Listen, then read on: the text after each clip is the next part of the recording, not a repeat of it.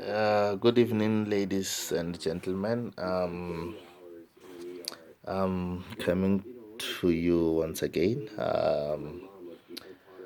Okay, before we start on our topic of today, welcome to Deep Talk channel. Before we start with the conversation of today, please don't forget, like, top there, just there, right there. Just click and subscribe. Don't forget to subscribe. Just look at your phone where I showed you. Yeah, and then subscribe, and then voila, we go. Today's topic is gender-based violence, accompanied with religion. One religion in particular, the religion that I grew up under, which is Christianity. So that is what we're going to talk about today, as the factor that contributes, that plays a very vital role in gender-based violence and in grooming gender-based violence perpetrators in that manner. Now let's start. So every child is born innocent and has not violated anyone, has not committed any crimes against humanity and so forth. But what becomes the problem? The problem quickly becomes how that child will be raised. Particularly, we're going to speak about a boy child. It will determine, the core factor will be how that boy child is raised. The environment of which that boy child is raised. Who's gonna teach this boy child, about core moral values? Who's gonna teach this boy about relationships with a girl child, coexistence with a girl child, and how to behave, and how a girl child should be treated, how to behave amongst others, how to carry themselves out, and so forth. But who does that? Who teaches our children what? Do we as parents filter whatever that is being taught to our children, and where? Remember that when we go to church, we take our children with us. Whatever is taught at church, they are listening, they take it with them. Because it's something that is being programmed in their minds. Whatever they are being taught there, they are still new to life. They don't know these things. They are sitting there listening to a person that can claim to know better, or to have known life better, and so forth, teaching them. And the teachings will be coming from a Bible. We are very quick as parents to want to know what is it that our children are being taught at school, if our children are safe at school, if a teacher maybe applies corporal punishment to our child. We are very quick to retaliate, to run to school, and have lawsuits against the teachers, have lawsuits against the school, turn the school upside down, until somebody comes to account. Because we simply do not want our children to be taught what we do not know, or what we do not want, or what we think might be bad for our children going forward. But religion, we go to church. Christianity, the religion that I grew up under, we go to church and we read the Bible, and we take from what the Bible says. The Bible tells you from very early on that it teaches a boy child that a boy child must always remember and must always know that a girl child will always remain a subject of a boy child.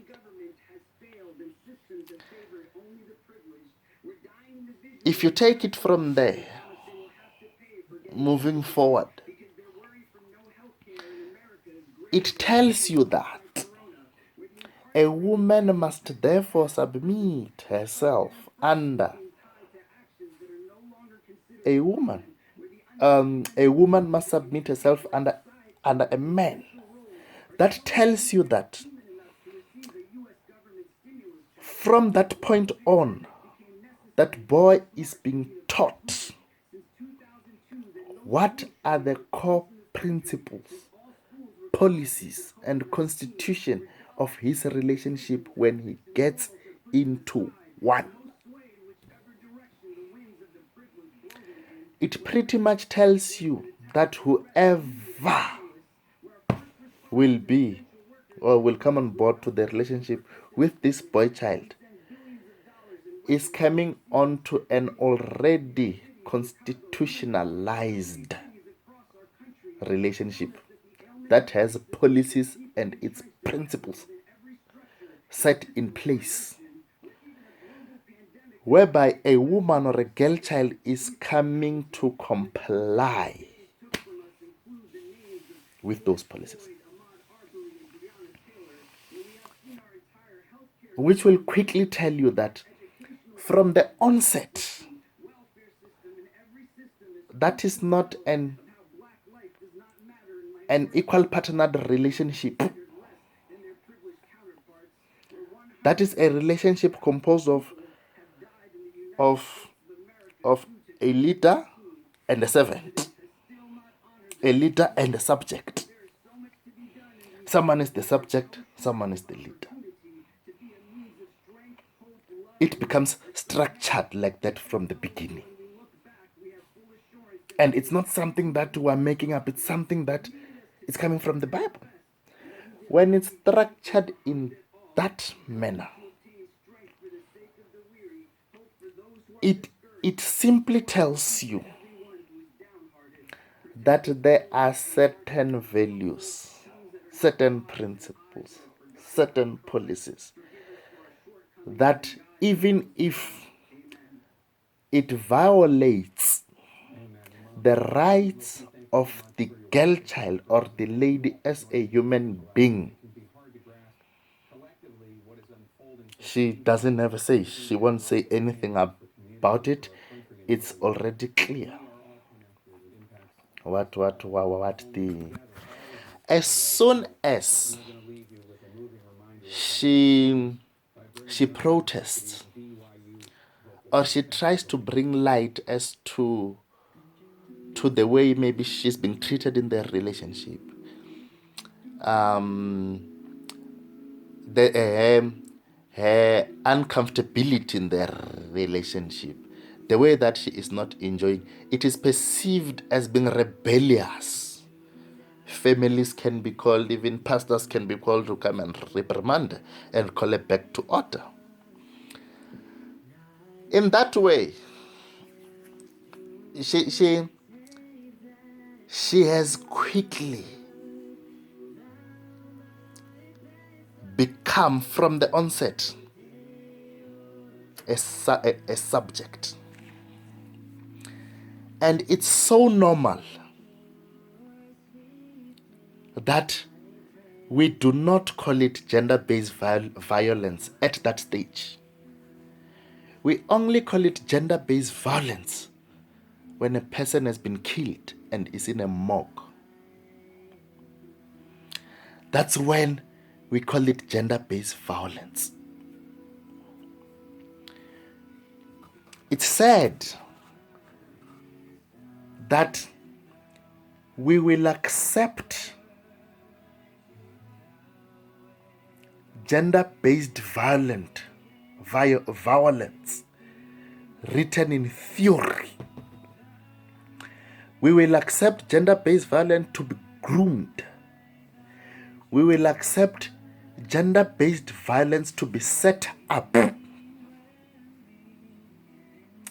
And we will say, no, it's fine. We'll deal with this one, with this issue, when this person is now a man.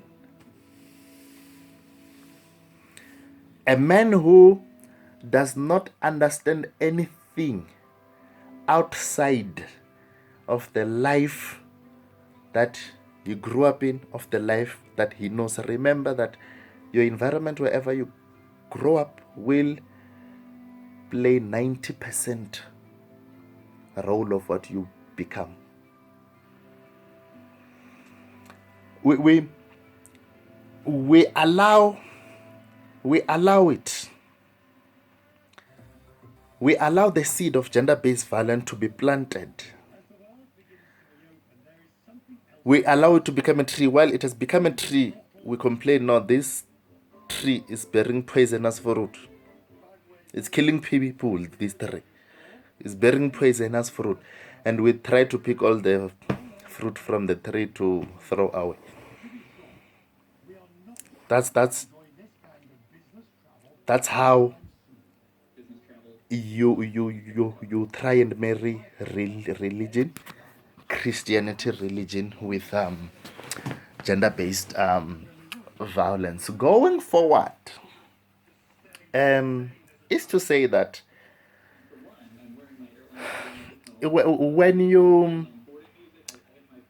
I would advise that maybe one must go and read the Bible and try to understand.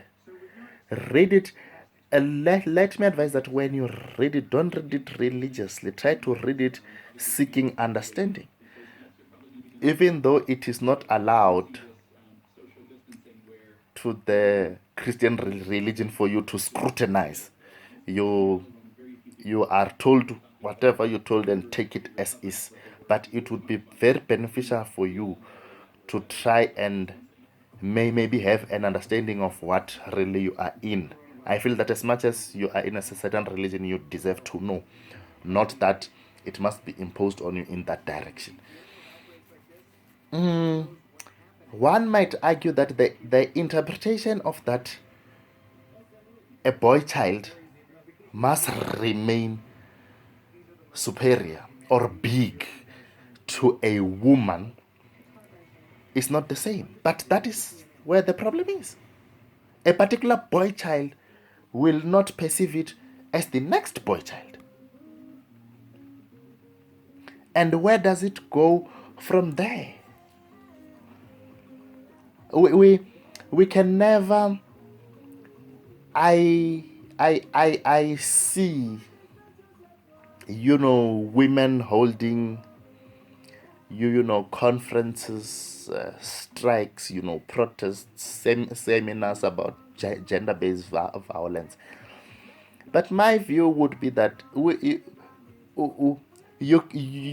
really cannot discuss gender-based violence without men available.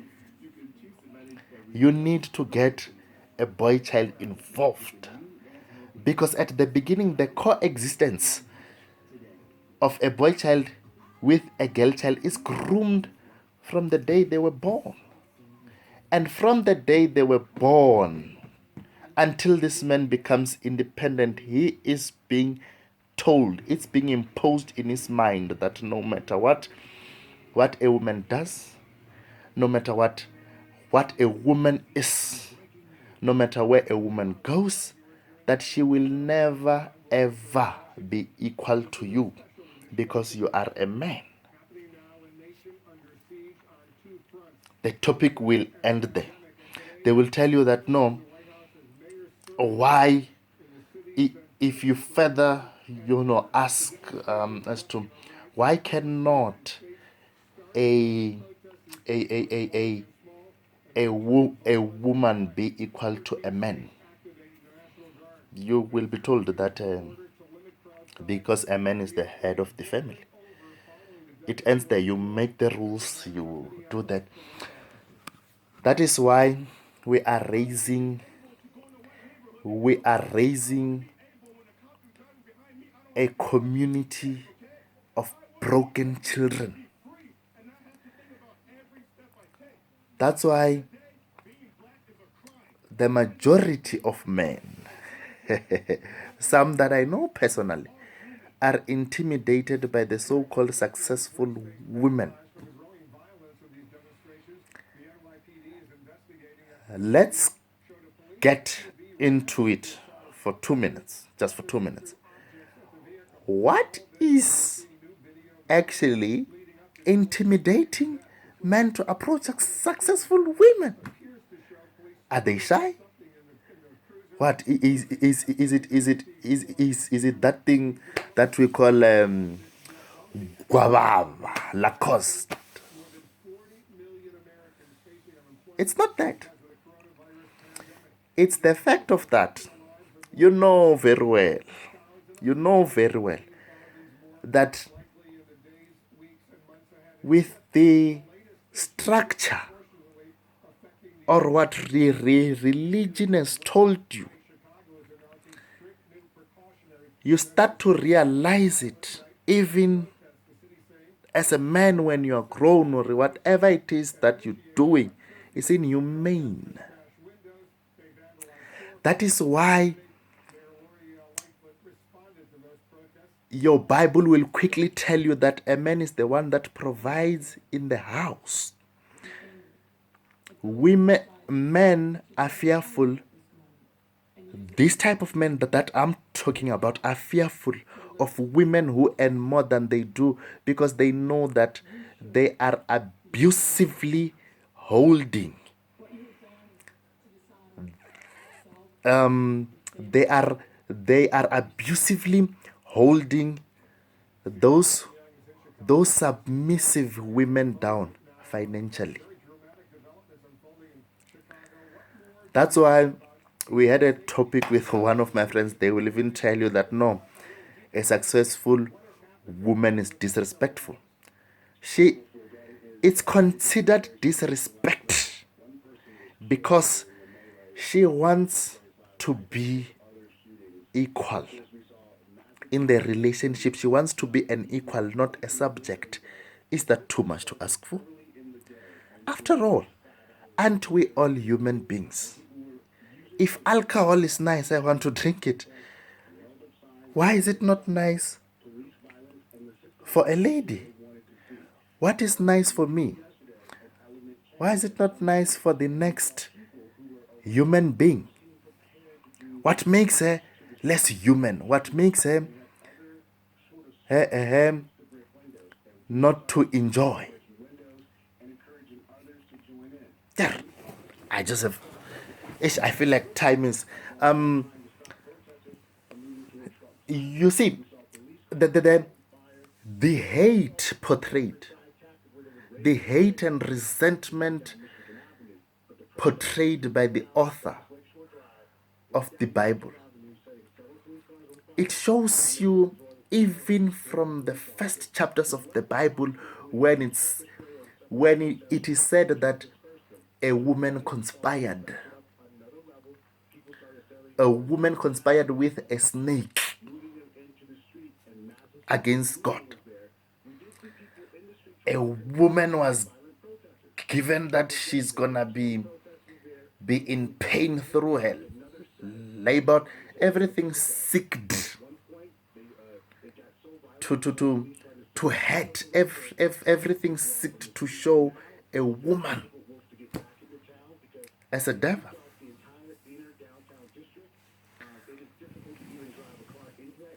So, because we have that mentality of that this person must succumb as soon as she can do her own things, she is not fully reliant on a man to do something, we find her as disrespectful, because we are under the illusion that she is impersonating the life of a man. Who gave us the entitlement or the right to say we must live this way? women cannot live this way. Why? Where does that come from? Religion, tradition, and culture. I'll be talking about tradition and culture on my next episodes. But that quickly, it tells you that when men come out and say, no, women who are successful are disrespectful, they are actually saying that no, they are not supposed to be living that way. A man is supposed to be living that way, and a and and a man must come, and a woman must come and maybe eat the leftovers or be. They even have this saying that I've heard some men out there say it, and it's said. They will tell you, yeah, no, behind every successful man, there is a woman. Why should she be behind? You know? So, in closing, as I'm going to close, gender-based violence is written and authorized as good and cannot be contested in Christian Bibles. Go and read them. Rape is written and promoted in a Christian Bible. Abuse of children is written and promoted in Bibles. But we don't see that wrong in society. We only see it wrong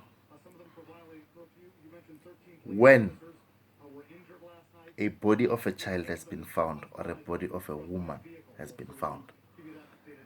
That's when we name it gender-based violence.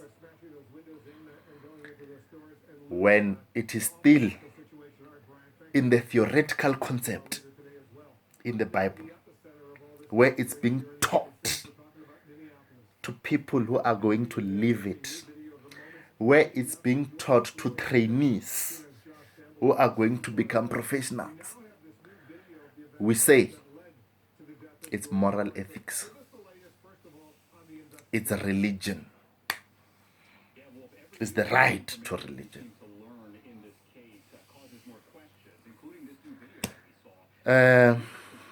Guys, I'm gonna stop here for today. Please join me on my next episode where we will be talking about gender-based violence. Again, we're going to accompany it with, we're going to marry it to mental health, where mental health comes in terms of what religion refers to mental health disorder. It refers to as demons, but we will address that. We'll get into that. Please, guys, don't forget to subscribe. Remember, and subscribe. Then we'll talk more. As for me, I'm out. Thank you.